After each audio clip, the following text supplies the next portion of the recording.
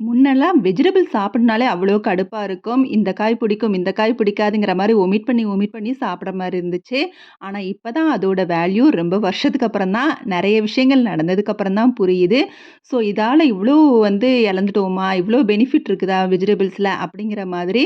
அதனால குழந்தைங்களுக்கு நம்ம இப்ப இருந்தே அதோட அருமை என்ன? வெஜிடபிள்ஸ்ல இவ்ளோ நன்மைகள் இருக்குதுங்கிற மாரி விஷயத்த இப்ப இருந்தே சொல்லி ஏன் வாயில திணிச்சே விடணும். அப்பதான் கொஞ்சம் கொஞ்சமா எல்லாம் மாறும். ஈவினிங் பீன்ஸ், கேரட், கோஸ், பட்டாணி, குடமிளகா இதெல்லாம் வச்சு சூப்பரா வெஜ் சூப் ரெடி பண்ணேன். ஸ்டவ் ஆஃப் பண்றதுக்கு 5 நிமிஷத்துக்கு முன்னாடி கார்ன்ஃப்ளவர் மாவ கரைச்சு ஊத்திட்டோம்னா, சூப்போட கன்சிஸ்டன்சி அதாவது திக்னஸ் நல்லாருக்கும். சூப்பரா சூப் ரெடி ஆயிருச்சு. கடைசியா பெப்பர் ஆட் பண்ணி ஸ்டவ் ஆஃப் பண்ணிக்கலாம்.